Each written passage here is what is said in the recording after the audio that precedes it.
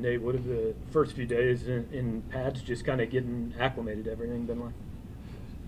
Well, it's been similar to spring. You know, I was here in spring. We just been getting at it every day, just making each other better, iron sharpening iron. Really great play. What were some of the talks you had with Coach Strink and the coaching staff about, coming here, and what enticed you about Mizzou? Really, the locker room, and just speaking to everybody around it.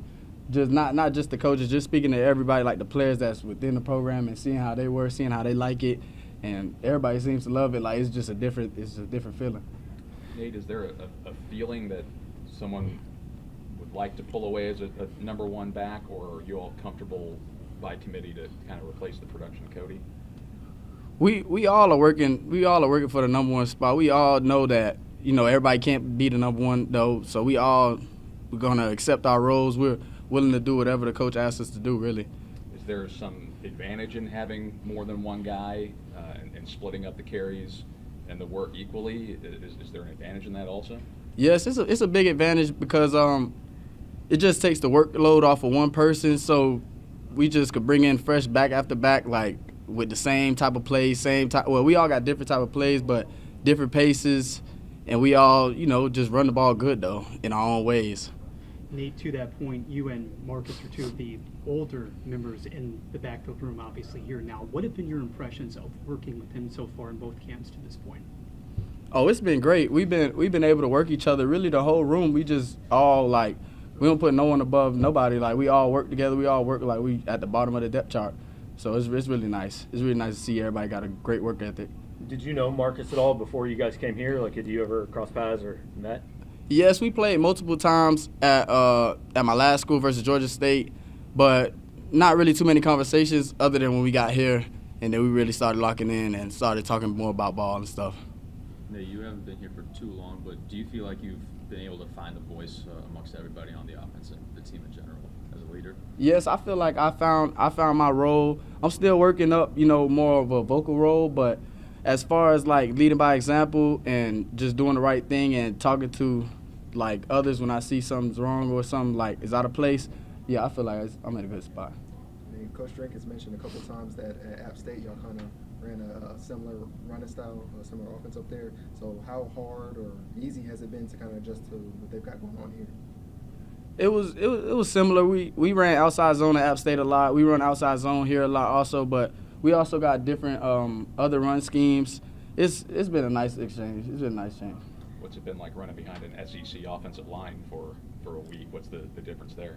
Oh, it's been great. Those boys are big. Yeah, it's big on both sides, and I'm just grateful to be here. Not just the production that Cody had, but obviously his story, and he carried so much weight around here. I mean, do you get a sense of kind of what that void is and what people are looking for, replacing him just as a leader and a presence on this team?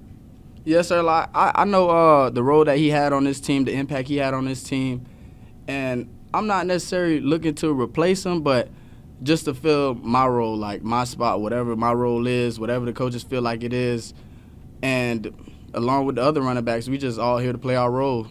At the same time, does his story, I mean, he's a guy who came from D2, levels up to the SEC. That's what you and Marcus are trying to do, not D2, but up to that level. Does his story give you what kind of a sense does his story give you that you? It gives us a lot of hope. It gives us, just someone did it before, like, so we know we can do it. Like, it's possible. Nate, last season individually compromised a bit for you. You suffered the leg injury versus Coastal Carolina. You missed some time. How much did that experience carry you into the offseason and push that work ethic maybe even more? It pushed me a lot because I realized I can't get complacent. Like, no matter what you did last year or the week before or any time, like, you just got to get better the next day. You got to get better every day. So it just, like, it pushed my work ethic more over the top just so that I could do anything in my control to prevent what happened in the past.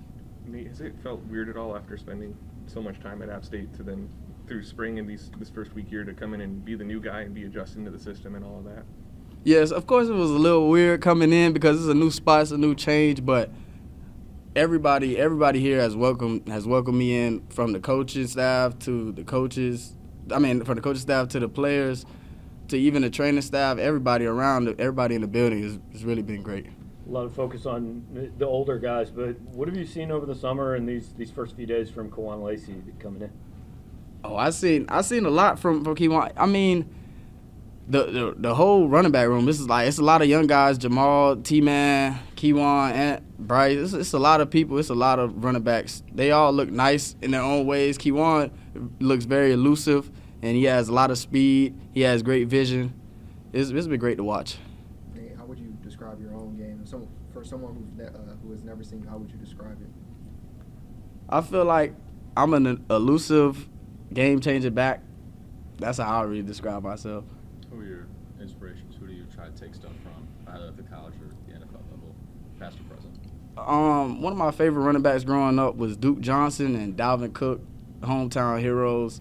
Just watched them a lot growing up, and I just really try to model my game after them.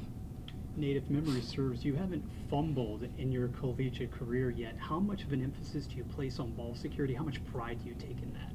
I take a lot of pride on ball security. It's like second nature. I just do it with everything, really.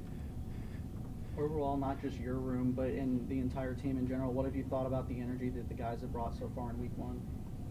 Oh, it's energy every day. It's a lot of competition on the field.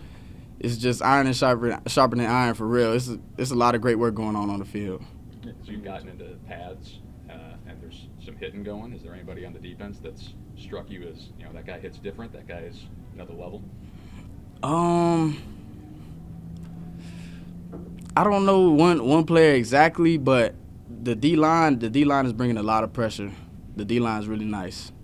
They're making me, have to make moves a little bit quicker, have me thinking a lot more. It's been great work. Nate, your time here has been short, but so far, what's been your favorite part about being a Missouri Tiger? The atmosphere, the coaches, the family like brotherhood, is everything really. All right. Appreciate you. Thank you. Thank you. Thank you.